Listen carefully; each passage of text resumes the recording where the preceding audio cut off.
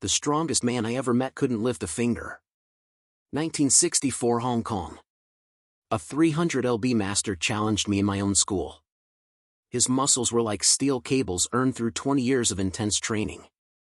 The crowd gathered, expecting a show of force against force. They wanted to see who was stronger. But strength? Strength is like a finger pointing at the moon. Most people stare at the finger. Missing all that heavenly glory that day, this master threw his fastest punch, a punch that had broken through concrete. I didn't block it. I didn't counter it. I simply wasn't there. His power, all that magnificent strength, hit nothing but air. In that moment, he understood what I'm about to share with you. True power isn't in the ability to break things. It's in the ability to bend without breaking. 20 years of building strength, and he was defeated by its absence.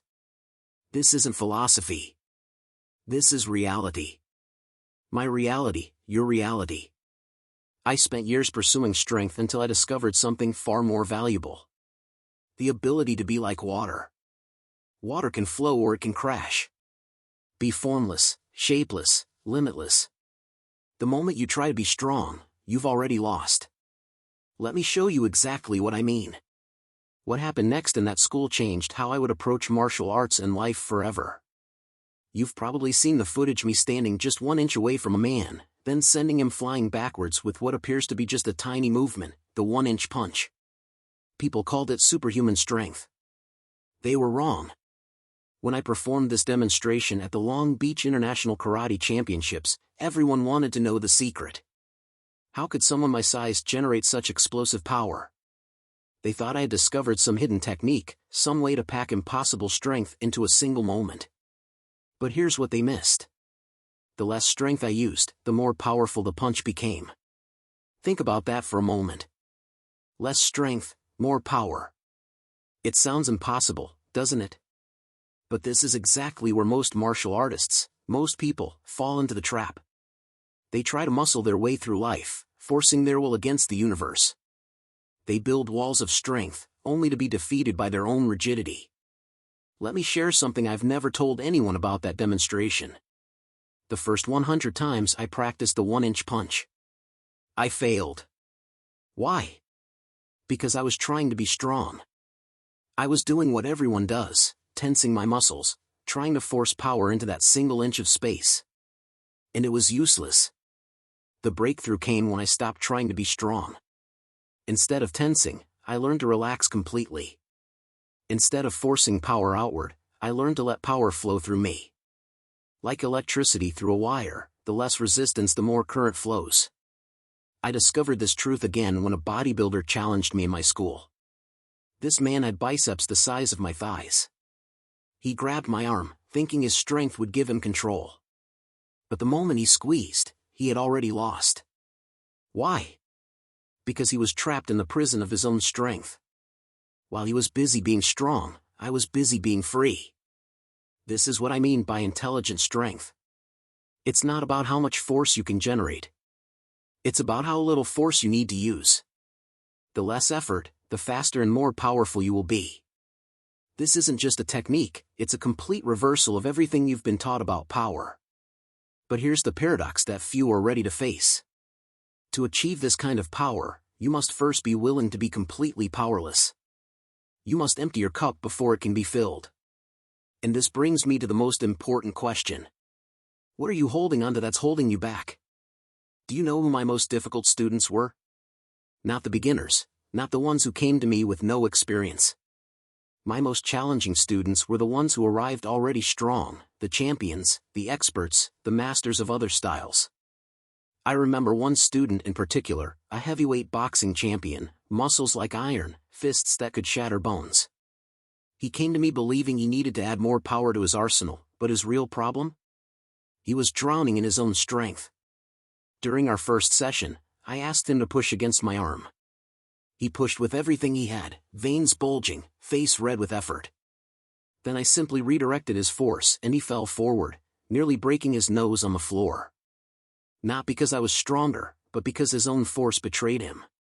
This is what I call broken force, power that defeats itself. Let me tell you about my greatest defeat. Few know this story, but it shaped everything I understand about true strength. In my younger days in Hong Kong, I fought with a master who never seemed to move, yet I couldn't touch him. I attacked with all my speed, all my power, all my skill, and I was completely defeated. Not by his strength, by my own. Every punch I threw, every kick I launched was fueled by my desperate need to prove myself strong. Each movement was rigid with intention, brittle with effort. While I exhausted myself trying to be strong, he remained relaxed, letting my own force flow through him and back into me. That day I tasted the bitter truth. The moment you try to be strong, you've already lost. This is the secret that most will never understand. True weakness doesn't come from a lack of strength. It comes from an excess of it. When you grip sand too tightly, it slips through your fingers. When you clutch at water too desperately, it disperses. When you try to be strong, you become brittle. I see this every day. Powerful men and women, armored in their strength, yet completely vulnerable to the slightest unexpected touch. They've built fortresses of muscle and technique. But forget that the tallest towers cast the longest shadows. But there's something beyond this paradox, something that transforms this apparent weakness into unimaginable power. And it begins with a question that most are afraid to ask. What if everything you're doing to become stronger is actually making you weaker? What you call strength is often nothing but fear wearing armor. I learned this truth not in combat, but in quiet moments, observing my students when they thought I wasn't watching. Their faces before a fight, their tension before a demonstration, all masks hiding the same thing. Fear. I remember one student, a police officer, who came to me after failing to defend himself in a real confrontation. He had all the training, all the techniques, all the physical power. But in that crucial moment, his strength abandoned him. Why? Because he was fighting two battles, one with his attacker and another with his own fear. Fear does something strange to us. It makes us grip tighter, stand more rigidly, try to control everything around us. We call this strength, but it's actually panic disguised as power. This is what I call empty strength. The illusion of power that collapses the moment it's truly tested. Let me share something I observed in my Oakland school. I would sometimes ask my advanced students to spar with beginners. The advanced students would often become stiff, mechanical, trying to prove their superiority. Their years of training would dissolve into rigid movements and forced techniques. Their ego's addiction to appearing powerful made them weak. But occasionally I'd see something remarkable. A student would reach a point of complete exhaustion, too tired to maintain their facade of strength. And in that moment, when they were too fatigued to try to be strong, their movements would become pure, effortless, powerful. They had accidentally discovered the secret. Empty your mind, be formless, shapeless, like water. This is the crucial understanding. Your ego's desperate grip on power is your greatest weakness. Every time you try to prove your strength, you reveal your fear. Every time you armor yourself against weakness, you prevent true power from flowing through you. I've seen martial artists spend decades building walls of technique and power, only to be defeated by a simple, relaxed movement. Not because their opponent was stronger, but because they were imprisoned by their own need to be strong. There's a profound transformation waiting on the other side of this understanding. But to reach it, you must first ask yourself, what are you afraid would happen if you stopped trying to be strong? My greatest breakthrough came at my darkest moment. I had injured my back severely during training, confined to bed for 6 months. The doctors said I might never kick again. In that moment of complete powerlessness, I discovered true power. Unable to train physically, I was forced to look deeper. And there, in that enforced stillness, I understood 3 principles that would revolutionize not just my martial arts, but my entire approach to power. First, true power is not the ability to conquer others, but to conquer oneself. During those months of recovery, I learned that my body's limitations were actually doorways to deeper understanding. When I couldn't kick physically, I kicked mentally thousands of times. When I returned to training, my kicks were faster, more powerful.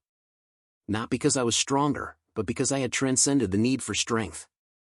Second, power flows in the space between effort and non-effort. Think of how you catch a ball. The moment you try to catch it, you become stiff, likely to miss. But when you simply allow your hand to meet the ball's path, catching becomes effortless.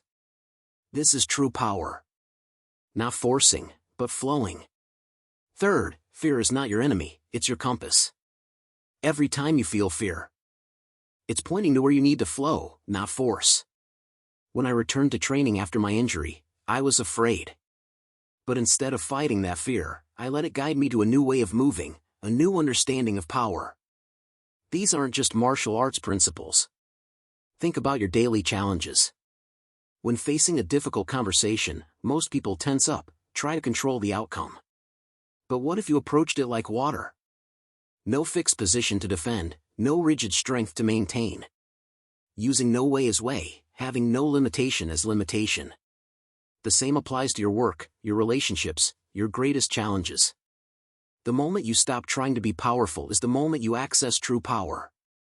It's like trying to see in the dark. The harder you strain your eyes, the less you see. Relax your gaze and your vision naturally adapts. This is the liberation I discovered.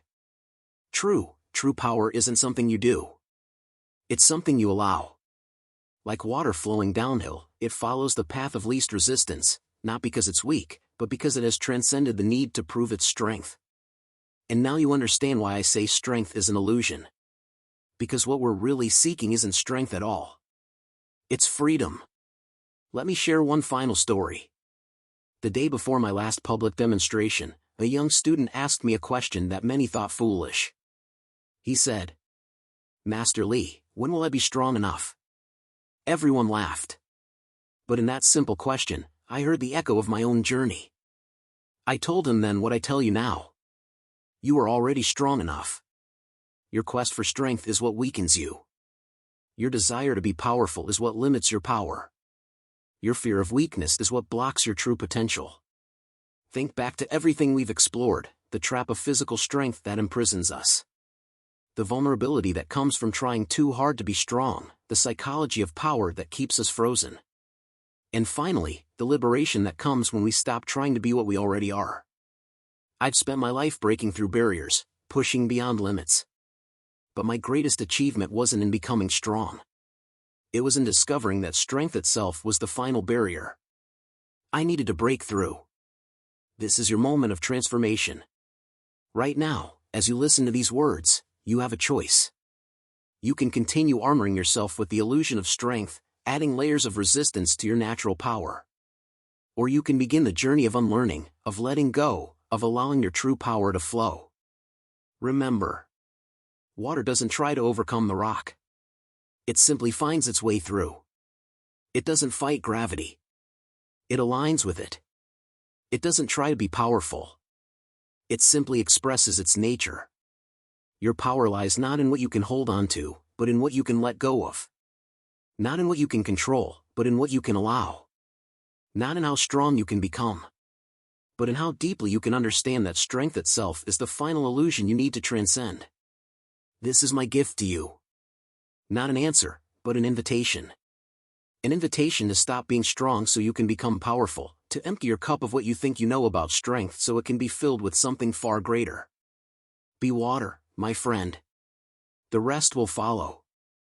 The movies always show Bruce Lee coming to Ip Man as a kid to learn Wing Chun, but they never show how Ip Man stopped teaching Wing Chun to Bruce Lee or how Bruce Lee had to stop taking lessons at Ip Man's school.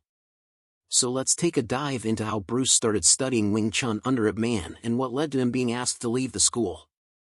Hey man, you won't want to miss this one. What's up, y'all? My name is Prince, and I'm on a journey to help people find harmony in their life through martial arts, mindfulness practices, and tapping into our own internal power. Hey, when it comes to martial arts and tapping into your own internal power, there aren't many people more inspirational than a guy like Bruce Lee. And that's why we're taking a look at the life and times of Bruce Lee in this series to separate the man from the myths. Dragon. The Bruce Lee story shows Bruce Lee coming to Hitman as a kid to start learning Kung Fu, and it basically makes him out to be this child prodigy who trained one-on-one with Hitman, almost like he was training to become some kind of Kung Fu Jedi. The Donnie and Ip Man movies kind of make fun of this because, well, they show Bruce Lee coming to Ip Man as a little kid too, and he's asking for lessons so that he can beat up people that he doesn't like. Now look, this doesn't actually happen, but it's a bit of a tongue-in-cheek joke about Bruce's real intentions for learning Wing Chun. But before I get into that reason, hey, I have to put down one more myth that Bruce started learning Wing Chun so that he could deal with the constant bullying at the hands of the British expat kids in Hong Kong. Now, hey, if you remember from last video, it was more like Bruce and his friends who were doing the bullying. So why did Bruce Lee start learning Wing Chun Kung Fu from his name? Bruce Lee said in a 1967 interview with Black Belt magazine that he took up martial arts to become a better fighter. In Bruce's own words, he took up martial arts because he felt insecure. Remember in the last video how I talked about Bruce Lee being what was called a teddy boy, which was this slang term for bad boys who were growing up in Hong Kong in the early 1950s. Well, Bruce would end up meeting a bigger teddy boy who was 2 years older than him and a little bit bigger. He was the son of a policeman, and his name was William Chung. Bruce couldn't beat William Chung, so he had to call him Big Brother in Bruce's gang. They had to become part of William Chung's gang. Well, Bruce was determined to get out from under William Chung's thumb, and he learned that William Chung was learning Wing Chun Kung Fu from a teacher named Ip Man now. Just to be clear, this is the same William Chung, who is the current grandmaster of William Chung's traditional Wing Chun school. William Chung credits himself as being Bruce's friend who introduced Bruce Lee to Ip Man. And this is true. William Chung took Bruce to meet Ip Man, and Ip Man sent Bruce to study with his top fighter, Wang Shunlong, who was known as King of the Talking Hands. And this was because of his Wing Chun skill and his reputation in the streets as a very skilled fighter. Bruce immediately made a bad impression on Wang Shunlong because, well, he showed up looking like a Chinese James Dean or Elvis Presley with the slick back hair and his sunglasses. Bruce was a teenage movie star and well, he wanted everyone to know. Well, Wang Shunlong gave William Chung an earful and you know how it goes. The stuff rolls downhill because, hey man, Bruce didn't show up dressed like that for his next lesson. Now, from day one, Bruce displayed his competitive spirit, and it wasn't long before he asked Wang Shunlong how long it would take for Bruce to not only be better at Wing Chun than William Chung, but Wang Shunlong too. So in order to get more personal attention to help him improve even faster, Bruce started to play pranks on his other classmates, kind of like showing up to Wang's apartment early and then telling his other classmates that classes were cancelled for the day. And as soon as Bruce saw everyone catching the bus, he would double back to get an individual lesson from Wang Xinglong. Bruce's competitiveness-driven pranks would eventually get him out of favor with Ip Man's other students who were training with Wang Xinglong at his apartment. Eventually they'd all go to Ip Man demanding that he expel Bruce from the school due to him being mixed blood or Eurasian.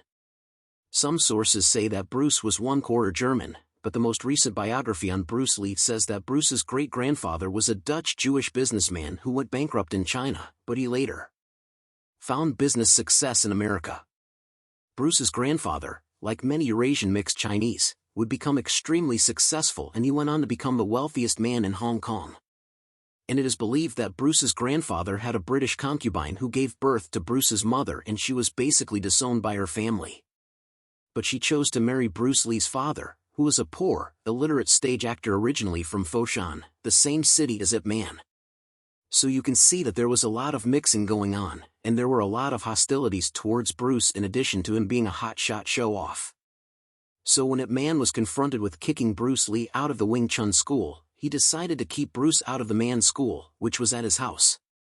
Bruce was to continue taking lessons with Wang Shunlong, and this is Ip Man basically stopped teaching Wing Chun to Bruce Lee. Now, this whole thing is one of many reasons why we're still talking about Bruce Lee to this day. Students were so upset that Bruce wasn't expelled that they started to bully him in class. This made Bruce basically become obsessed with Wing Chun so that he could beat his classmates who were literally trying to hurt him in class. Me no, because, hey, it just might show up in a future video. But okay, y'all, that's all I got for this one. So y'all keep on breathing and I'll see you in the next video. Bruce's older brother, Peter Lee, said that Bruce became fanatical with his practice, and William Chung said that after only 1 year, a lot of senior students had trouble keeping up with Bruce during Chisaw practice and in sparring. Now, the other reason this had a profound impact on Bruce is because, well, I think it made him develop a real appreciation for his teacher, Ip Man. Ip Man was the one who made Bruce take an interest in philosophy and especially in Taoism. martial arts basically became a vehicle for self-expression and a personal development method for Bruce Lee, and this was all because of it, man. Empty your mind. Be formless, shapeless like water. Even Bruce is best known saying to be like water. Although those lines were actually written by Sterling Siliphant based on conversations had with Bruce during his Jeet Kune Do lessons, it man actually passed on those ideas to Bruce Lee. So the things we best remember when we think of Bruce were lessons that he passed on that came from that man. Be water, my friend. So, hey y'all, that's where I'm going to stop this video, but there's a lot more to come in this series on Bruce Lee, the man and the myth. And yes, I know that's a movie starring the Bruceploitation actor, Ho Chung Tao, and he's the best of the Bruce impersonators. But hey, if you haven't seen it, make sure you check out the previous video on why Bruce Lee joined a gang when he was growing up in Hong Kong. Because, hey, it fills in some of the things that I talk about in this video. But hey, y'all, what would you like to see next in this series on Bruce Lee? Let